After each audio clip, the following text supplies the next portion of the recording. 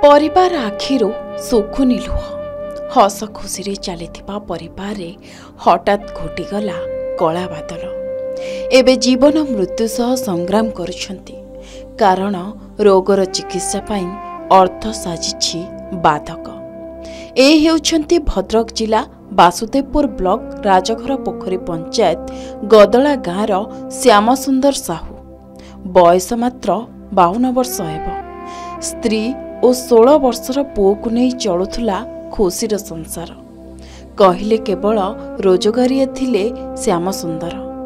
से विभिन्न जगह बुली मूलिया भावे जहाँ रोजगार करी आनती सेथिरे तांको परिवार सुरुखुरे चली थाए।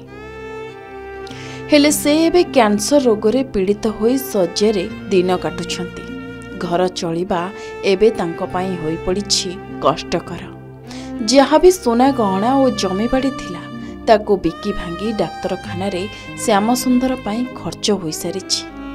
अधिक चिकित्सा पाई बारंबार ब्लॉक प्रशासन रु जिला प्रशासन पाखरे सहायता पाई हाथ पातिछंती। हेले आजी पर्यंत तांको सरकारी पांठिरो टंकाटिए भी सहायता मिली पारि नाही, जहा फलरे अर्थ अभाव चिकित्सा कराई न पारि भाग्य को आधरी पड़ी रहिछंती परिवार। गाँ गाँ बुली जहाँ किछि पाखरे टंका संचय करिथिला सबुतक खर्च हो जाइछि। वर्तमान हाथ खाली। डाक्तरंक कथारे ऑपरेशन पाई आहुरी लक्षाधिक टंका दरकार। केउठु आसीबो एते गुडाई टंका?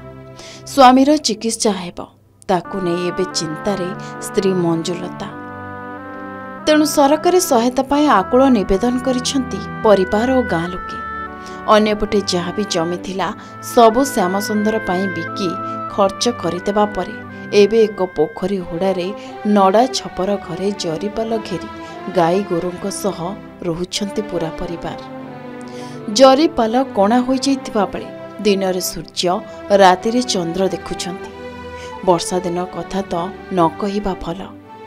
वर्षा पानी रे भिजी विभिन्न रोगरे पड़ुथबा कथा कहिसंती स्त्री मंजुलता।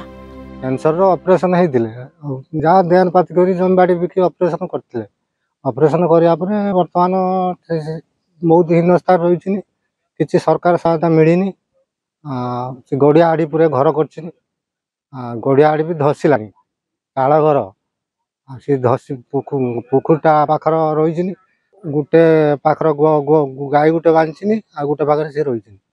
जदि वर्षा पानी जोर हुए तथापि सी धसी जापे से घर तार एपाखर बिल एपाखर पुखुरी आड़ी पुखुरी अच्छी जी वर्षा जदि जोर हम पुखुरी की जी धसीज साप फाप दुनिया छिनछत्र आ रही पारना बहुत हीनस्था रोचे।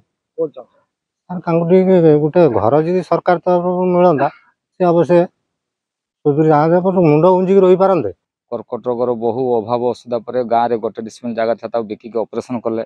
ऑपरेशन कर सारा पैसा पत्र अभाव चिकित्सित हो पारना एमतीक घरे दयनीय अवस्था। अड़िए खाइले अड़िए भी उपवास रहा पड़ुची। जो घरे सी रोच से घरे गाई गोरु रोच ये अवस्था साप बेंग घर भर पशि जाऊँच कबाट भी हले ना। पुखरी आड़ी घर कर पुखुर आड़ी घर करपटे आड़ी सेपटे कियारी अच्छी एपटे माने पुखुरी पानी अच्छी।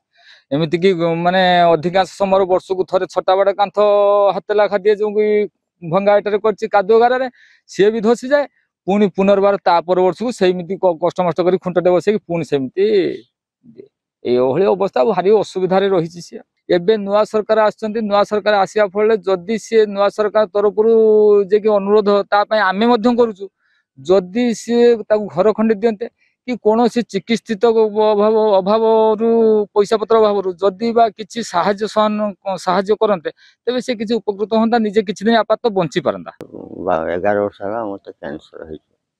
कैंसर तो ऑपरेशन डाक्तर कहले ऑपरेशन हेल्ले भल हेनी जहाँ जगह जमी भल भल है आ मेडिसिन भल तो है संपूर्ण मेडिसिन फेडिसिन खाई पारना पैसा पाऊनी रोगस्तार घरे पड़ रही खाली क्षीर टे आनी पीऊँ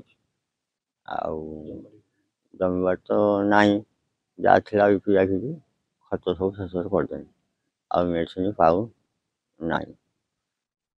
मुझे तो रही गोटे एपट बढ़िया घिसिमिले जगह था एपट हूँ जंगल बिल चाष ता भर पानी घेरा पड़ी रही पानी गलुची पॉलिथिन मारिकी पड़ी रही भितर तो गाई बंधा है आम से रोचु समस्त मुझे डाकुचु